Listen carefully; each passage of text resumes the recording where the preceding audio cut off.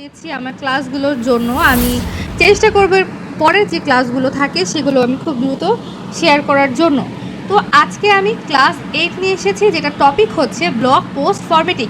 Blog post নিয়ে কিন্তু আমি এর আগেও ক্লাস নিয়েছি, কিন্তু আজকে আপনাদের দেখাবো ফরম্যাটিংটা, মানে ওই ব্লগ পোস্টের ফরম্যাটটা আসলে কী রকম হয়।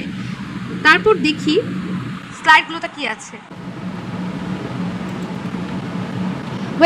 প্রথমে আছে ফরম্যাটিং মানে কি। আগে আমাদের বুঝতে হবে ফরম্যাটিং মানে কি। এই বিষয়ে কম বেশি সবার একটু আইডিয়া থাকার কথা, কেননা আমরা স্কুল কিংবা কলেজে আমরা যখন লিখার যে ব্যাপারগুলো আছে, যেমন প্যারাগ্রাফ, তারপর এসে, এই জিনিসগুলো যখন লিখতাম, সবাই খেয়াল করে দেখবেন সেখানে কিন্তু ফরম্যাট বা একটা প্যাটার্ন ফলো করে আমাদের লেখা লাগতো। তো ফরম্যাট বিষয়টা যে কী সেটা আপনাদের সকলেরই একটু জানার কথা, ঠিক আছে। কিন্তু যদি আমরা ব্লগ পোস্টের কথা বলি, সেই ব্লগ পোস্টের ফরম্যাটটা আর ক্লাস আমরা যেটা একাডেমিক ওয়েতে করেছি সেটা কিন্তু এক ধরনের নয়। তাই আমরা খেয়াল করব যে ব্লগ পোস্টের ফরম্যাটটা আসলে কি। এটা স্বভাবতই লেখার ভেতরে দেখার স্টাইল বা গঠন, এটা সত্যি কথা, এবং পাঠকের চোখে যেন খুব সহজেই ধরা পড়ে। প্যারাগ্রাফ, হেডিং, বুলেট, হাইলাইট সব কিছু ঠিকঠাকভাবে সাজানো থাকে, এবং এসইও ও মোবাইল রিডার ফ্রেন্ডলি একটা ফরম্যাটে এটা থাকে। সো এই গেল ফরম্যাটিং মানে আসলে কি, কোন বিষয়গুলো ফরম্যাটের ভেতরে থাকবে সেটাই বলা আছে।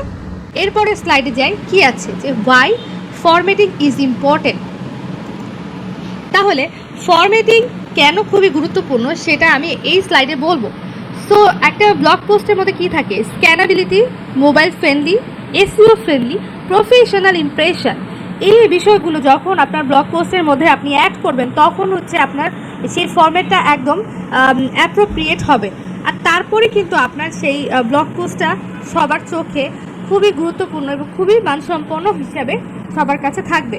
সো এই জন্যই কিন্তু একটা ফরম্যাট খুবই ইম্পর্টেন্ট। আপনার লেখা যদি আগোছালো হয়, এলোমেলো হয়, আপনি গুছিয়ে লিখলেন না, তারপর অনেক ধরনের পয়েন্ট মিস থাকলো, তারপর অনেক গুরুত্বপূর্ণ কিছু মিস করে গেলেন, এরকম যদি হয় তাহলে কিন্তু আপনার ফরম্যাটটাই হলো না। আর যদি ফরম্যাটই না থাকে তাহলে কিন্তু আপনার লেখার ধরনই থাকবে না, সেটা কোয়ালিটি নষ্ট হয়ে যাবে। আপনার লেখার কোয়ালিটি যদি নষ্ট হয় তখন কিন্তু আপনার অডিয়েন্স কখনোই আপনার সেই ব্লগটা পড়তে আসবে না। তাই ফরম্যাট সবার আগে গুরুত্বপূর্ণ আপনার লেখার মধ্যে। তারপর আসি পরবর্তী slide, blog formatting checklist, visual layout.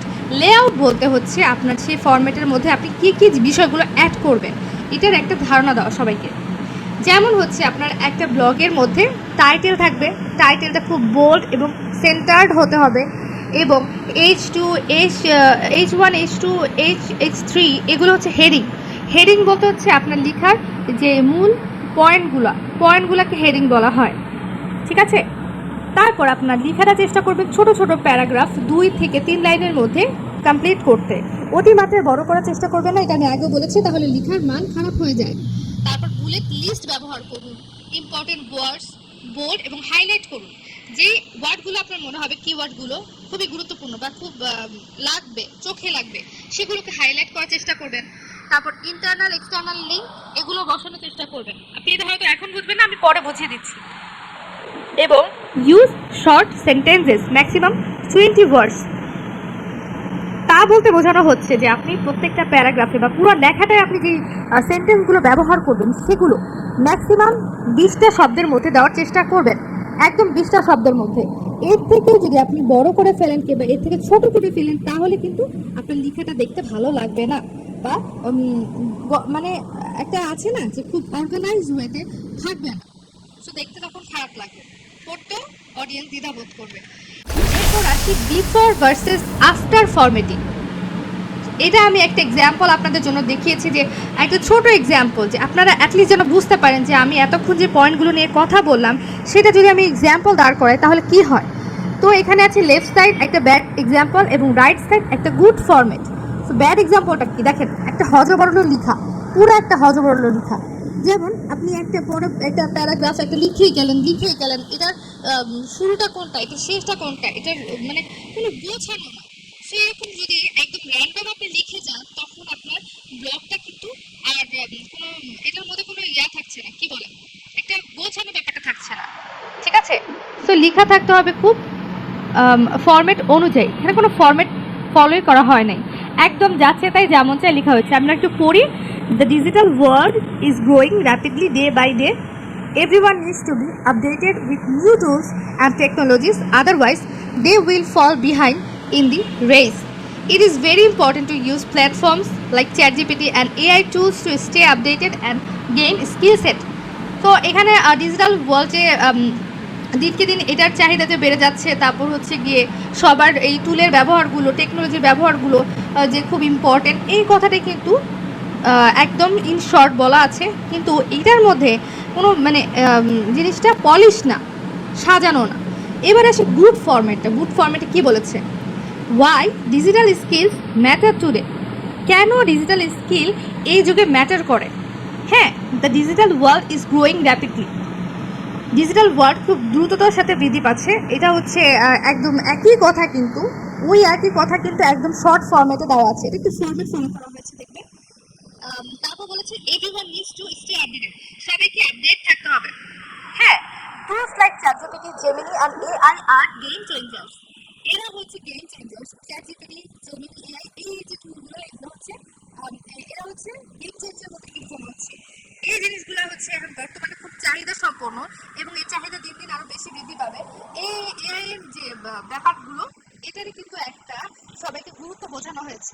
ঠিক আছে, কিন্তু দেখেন কোন লেখাটা আপনি পড়বেন, অ্যাজ এন অডিয়েন্স আপনি কোন লেখাটা পড়বেন? আপনি অবশ্যই এই ছোট যে গুড একটা ফরম্যাট শো করা হয়েছে এটাই পড়বেন। আর এটা যেটা একদম লেখা হয়েছে এইটা পড়তে নিশ্চয়ই আপনার একটু হলেও কেমন যেন লাগবে না, যে না এইটা তো একটা অল্প কথার মধ্যে আমি গোছানো কথা দেখতে পাচ্ছি এবং মূল কথাটা দেখতে পাচ্ছি, যেখানে কোনো বেশি মানে এক্সট্রা কোনো কথা নাই, বাড়তি কোনো কথা নাই। কিন্তু আপনার এটার মধ্যে দেখেন একটা ফরম্যাট ছাড়া এটা লেখা। সো আপনি অবশ্যই লেখার ক্ষেত্রে ফরম্যাটটা ইউজ করবেন। উইদাউট ফরম্যাট আপনার লেখা কিন্তু কখনোই মানসম্পন্ন হবে না। তো প্র্যাকটিস টেস্টের আগে আমি হচ্ছে আরেকটা জিনিস আপনাদের লিখেছি, যে আরেকটা এক্সাম্পল আপনারা একটু দেখলে আরো একটু অ্যাসিওর হবেন যে আসলে গুড ফরম্যাট আর ব্যাড ফরম্যাটটা। আমি এখানে আরেকটা লিখে রেখেছিলাম, এর হেল্প নিয়ে রেখেছি। তো দেখেন, একটা হচ্ছে গুড ব্লগ ফরম্যাট এক্সাম্পল, এটা আরেকটা টপিক। দেখলে আপনারা আরেকটু হয়তো বা ক্লিয়ার হবেন। যেমন টাইটেলটা দেখেন, bad title, dealing with tantrums in kids and some things parents can do. এই দেখেন একটা টাইটেল কত বড় করে দেওয়া। এটা পড়তেও তো আপনার হচ্ছে অনেক সময় যাচ্ছে, প্লাস হচ্ছে আপনি আগামাথা কিছু বুঝছেন না। তারপর আপনার এটা দেখেন, সে একই একটা প্যারাগ্রাফের মতো মনে হয় একটা প্যারাগ্রাফ পড়ছি আমরা।